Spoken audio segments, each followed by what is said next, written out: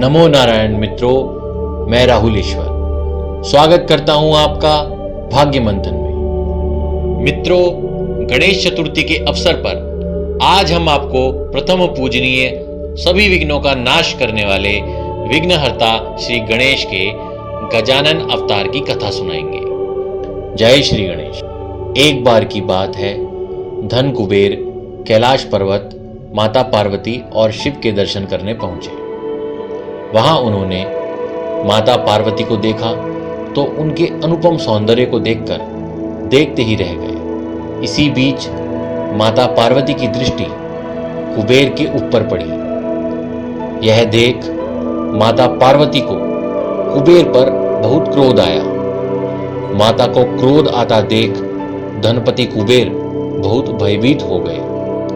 इसी बीच धनपति कुबेर के शरीर से लोभ रूपी लोभासुर ने जन्म लिया। माता के क्रोध के कारण भय के चलते इस असुर का जन्म हुआ, इसलिए यह बहुत शक्तिशाली और पराक्रमी था।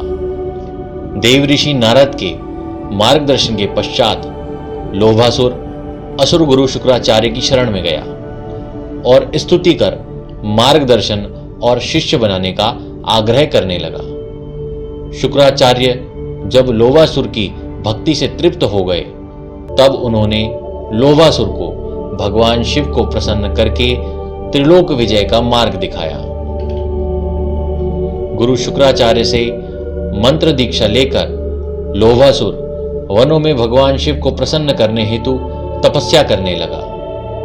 कई हजार वर्षों तक लोभासुर ने भूखे प्यासे भगवान शिव का ध्यान और तपस्या की, जिससे प्रसन्न होकर भगवान शिव ने लोभासुर को उसके मन के सभी लोभों को पूरा होने का आशीर्वाद प्रदान किया। आशीर्वाद प्राप्त करने के बाद लोभासुर असुर गुरु शुक्राचार्य के समक्ष आया और आगे की योजना के बारे में पूछने लगा। असुर गुरु ने लोभासुर को सभी दैत्यों को एकत्र करने को कहा और उसके पश्चात देवराज इंद्र, जो कि स्वर्ग के राजा थे, उन पर आक्रमण करने का आदेश दे दिया। जय श्री गणेश।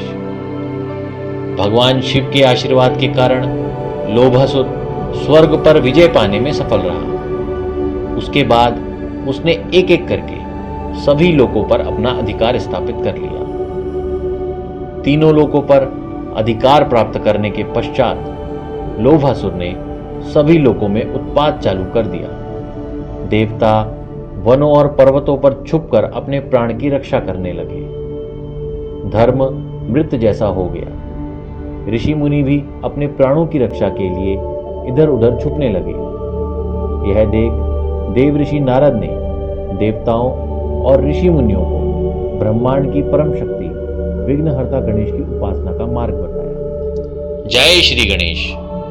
तब सभी देवताओं और ऋषि मुनियों ने विघ्नहर्ता श्री गणेश का पूजन विधि विधान से करना चालू कर दिया। कई वर्षों की तपस्या के पश्चात विघ्नहर्ता गणेश प्रसन्न हुए। श्री गणेश के प्रसन्न होते ही चारों दिशाएं मानो जैसे स्वामी भक्ति को प्रकट करने के लिए मंगल गीत गा रही हो, ऐसा आभास सबको होने लगा। पेड़ पौधे खुशी से झूमने लगे। आकाश का अंधकार गायब हो गया और हर दिशा प्रकाशमान हो गई। ऐसा लगता था मानो हजारों सूर्य एक स्थान पर एकत्रित हो गए हों। तब गजमुख का रूप लिए श्री गणेश ने अवतार लिया। प्रभु का यह रूप सज्जनों के लिए शांति देने वाला और असुरों के लिए प्राण हरने वाला लग रहा था। तब देवताओं और ऋषि मुनियों द्वारा गजानन की स्तुति होने लगी। देवताओं और ऋषियों की स्तुति से प्रसन्न होकर गजानन अवतार ने लोभासुर का अहंकार चूर करने का आशीर्वाद सबको दिया और अपने वाहन मूषक पर विराजमान होकर लोभासुर की तरफ बढ़ने लगे। जय श्री गणेश। गजानन के अवतार लेने की सूचना पाकर असुर गुरु शुक्राचार्य समझ गए कि अगर लोभासुर को अब समझाया नहीं गया तो लोभासुर का जीवन समाप्त हो जाएगा। लोभासुर के प्राणों की रक्षा हेतु शुक्राचार्य ने सभा बुलाई और वहां लोभासुर को गजानन श्री गणेश की परम सत्ता का आभास कराया।